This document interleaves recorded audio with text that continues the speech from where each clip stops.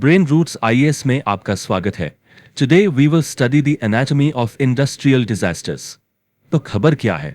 21 अप्रैल 2026 को तमिलनाडु में एक फायरवर्क्स मैन्युफैक्चरिंग यूनिट में एक बहुत बड़ा धमाका होता है। देखिए, ये कोई एक दो बार होने वाली घटना नहीं है, बल्कि ये एक ऐसा डरावना सपना है जो हमें बार बार जगाता है और याद दिलाता है कि इंडस्ट्रियल सेफ्टी को लेकर कितनी गंभीर चूकें हो रही हैं। हम ये समझने की कोशिश करेंगे कि कैसे मैनेजमेंट की गलतियां, रेगुलेशन की कमजोरियां और स्टेट की जिम्मेदारियां ये सब मिलकर इन भयानक त्रासदियों को जन्म देती हैं। चलिए थोड़ा इसके हिस्टोरिकल कॉन्टेक्स्ट को समझते हैं। यह जानना बहुत जरूरी है कि भारत के लिए यह कोई नई बात नहीं है। हर बड़ी इंडस्ट्रियल एक्सीडेंट अपने पीछे एक सबक जरूर छोड़ती है, लेकिन अक्सर हम उसे अनदेखा कर देते हैं। इसी को हम कहते हैं भोपाल की परछाएं या भोपाल शैडो। मतलब हर हादसे के बाद भोपाल की वो भयानक यादें फिर से ताजा हो जाती हैं। चलिए इस टाइमलाइन पर एक नजर डालते हैं। 1984 भोपाल गैस ट्रेजेडी। सबक साफ था कि सेफ्टी पर कॉस्ट कटिंग करना मानवता के खिलाफ एक अपराध है। फिर हम आते हैं 2020 में विज़ैक गैस लीक। इसने हमें दिखाया कि हमारे मॉडर्न प्लांट्स भी कितने वल्नरेबल हो सकते हैं, खासकर जब उन्हें लॉकडाउन के बाद रीस्टार्ट किया जा रहा हो। और अब 2026 का तमिलनाडु एक्सप्लोजन। ये अनऑर्गेनाइज सेक्टर के उन खतरों को सामने लाता है जहां विस्फोटक केमिकल्स रिहायशी इलाकों के इतने करीब होते हैं। तो आप देख रहे हैं एक पैटर्न है अनलर्न्ड लेसन्स का, यानी सबक जो हमने कभी सीखे ही नहीं। तो सवाल ये उठता है कि आखिर ये डिजास्टर्स होती क्यों हैं, बार बार क्यों? इसे समझने के लिए हम एक बहुत ही इंटरेस्टिंग एनालिटिकल फ्रेमवर्क का इस्तेमाल करेंगे, जिसे कहते हैं the Swiss cheese model. Okay, तो ये मॉडल है क्या? असल में ये बहुत सिंपल है। आप ऐसे समझिए कि स्विस चीज के कई स्लाइसेस, आप जानते हैं ना, जिसमें छेद होते हैं, तो वैसे कई स्लाइस एक के पीछे एक रखे हुए हैं। अब नॉर्मली क्या होता है कि कोई भी एक स्लाइस जो कि सेफ्टी की एक लेयर है, वो किसी भी खतरे को रोक लेती है। लेकिन जब सारे स्लाइसेस के छेद किस्मत से या बदकिस्मती से एक सीधी लाइन में आ जाते हैं, तो खतरे को रोकने वाला कोई नहीं होता और बस एक बड़ी कैटास्ट्रोफी हो जाती है। तो हमारे केस में ये चीज के 3 स्लाइस कौन कौन से हैं, या कहें वो 3 लेयर्स कौन सी हैं जहां गड़बड़ होती है? चलिए एक एक करके इन्हें देखते हैं।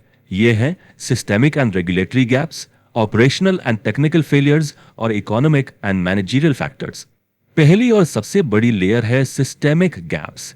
अब देखिए, भारत में कानून तो बहुत मजबूत हैं, लेकिन दिक्कत आती है उनके एनफोर्समेंट में। वो अक्सर कागजी शेर बनकर रह जाते हैं। ऊपर से ईज ऑफ डूइंग बिजनेस को बढ़ावा देने के लिए सेल्फ सर्टिफिकेशन जैसी पॉलिसीज ने निगरानी और कम कर दी है। और एक और बड़ी समस्या है अर्बन एनक्रोचमेंट की, जिसकी वजह से जो फैक्ट्रियां कभी शहर से बाहर हुआ करती थीं, आज वो घनी आबादी के बीच में है। जाहिर है, इससे एक छोटी सी चूक भी एक बड़ी त्रासदी में बदल सकती है। अब आते हैं दूसरी और तीसरी लेयर पर, जो है ऑन साइट फेलियर्स। मतलब जो सीधे फैक्ट्री के अंदर हो रहा है। जैसा कि ये चार्ट दिखा रहा है, ऑपरेशनल फेलियर्स में ह्यूमन एरर, खराब ट्रेनिंग या इंजीनियरिंग की खामियां शामिल हैं, जैसा कि एनटीपीसी अंजार ब्लास्ट में हुआ था। लेकिन अक्सर जो सबसे बड़ी वजह होती है वो है इकोनॉमिक और मैनेजरियल फैक्टर्स। जब कंपनियां सेफ्टी को एक जरूरी निवेश नहीं बल्कि एक खर्चा मानने लगती हैं, तो वे मेंटेनेंस में देरी करती हैं और बस डिजास्टर के लिए दरवाजा खुल जाता है। चलिए अब आगे बढ़ते हैं और देखते हैं कि जब ये सारी परतें फेल हो जाती हैं, तो उसके नतीजे, उसके परिणाम कितने भयानक और दूरगामी होते हैं। इन आपदाओं का असर एक ट्रिपल थ्रेट की तरह होता है। पहला तो जाहिर है ह्यूमन हेल्थ और सोसाइटी पे, जहां मौतों के अलावा लोगों को सालों तक पोस्ट ट्रॉमेटिक स्ट्रेस डिसऑर्डर यानी पीटीएसडी जैसे मेंटल ट्रॉमा से जूझना पड़ता है। दूसरा एनवायरनमेंट पर, जहां जहरीले केमिकल्स मिट्टी, पानी, हवा सब कुछ बर्बाद कर देते हैं। और तीसरा है इकोनॉमी पर, जहां संपत्ति का नुकसान तो होता ही है, साथ ही इन्वेस्टर का भरोसा भी टूट जाता है। तो इतनी बड़ी प्रॉब्लम को समझने के बाद अब ये देखते हैं कि इससे निपटने के लिए हमारे पास क्या व्यवस्था है। भारत का वो प्रोटेक्टिव शील्ड क्या है जो इन त्रासदियों को रोकने और उनसे निपटने के लिए बनाया गया है। इंडिया का लीगल फ्रेमवर्क काफी मजबूत है। सबसे पहले 1986 का एनवायरमेंट प्रोटेक्शन एक्ट, जो एक तरह का अम्ब्रेला एक्ट है। यह सरकार को अनसेफ यूनिट्स को बंद करने की बहुत बड़ी पावर देता है।